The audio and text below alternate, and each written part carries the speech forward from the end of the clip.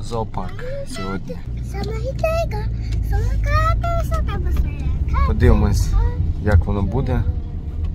Погодка, звісно, бажає тільки бути краще. Сьогодні я хотів би вам розповісти історію нашого походу в зоопарк. Скажіть, чи були у вас дні, коли у вас все подразнює, все виводить із себе? У мене це якраз був такий день. Вдобавок до такого настрою було дуже холодно, дітям було холодно. Я ледве стримував себе, тримаючи якось позитив. Похід в зоопарк вийшов не дуже, дощ почався, але ми пробуємо берегти гарний настрій, як тільки можемо. Подивившись на карту і зрозумівши, куди йти, ми нарешті вирушили дивитися самих же звірів, бо ми ж прийшли в зоопарк. Але побачивши бідного горилу, який забився в куточок, це мені зовсім настрою не додало. Зараз на вулиці 6 градусів тепла. В Японії настав холод. Холодно навіть горилі. Подивіться. Бідненький горила сидів в куточку, охопивши себе руками, намагаючись зігрітися.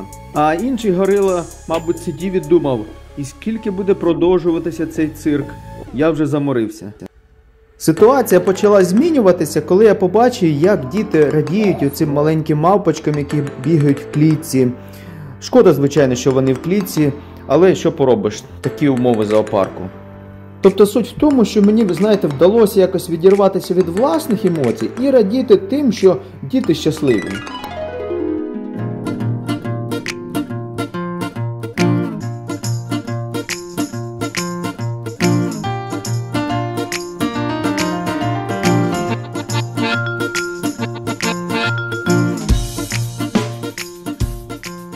Але все одно, не дивлячись на таке гарне усвідомлення, ніби, залишалось те, що мене бентежило. Я не міг ніяк зрозуміти, що це, чому. Тому, відклавши такі роздуми, які в мене були на потім, я просто з дітьми почав дивитися на тих звірів, які були.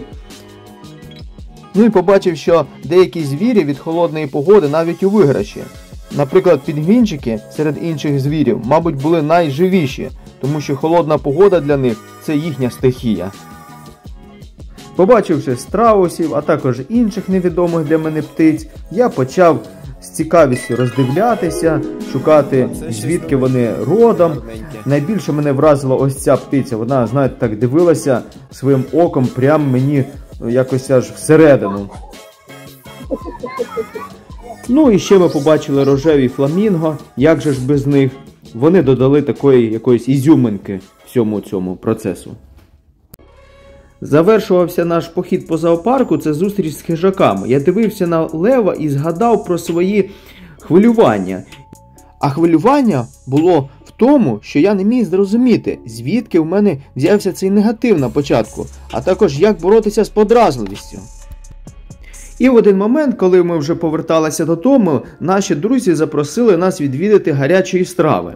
Коли я взяв і скуштував цю страву, знаєте, вона була така тепла, на вулиці було так холодно. І я зрозумів, що мені не вистачало вдячності. От що мені було потрібно. Вік живи, вік учись. І сьогодні урок, який я виніс, це бути вдячним. Що ж, дякую за те, що були з нами. Підписуйтесь на канал, ставте лайки, шерте друзям. Спасибі і до скорої зустрічі!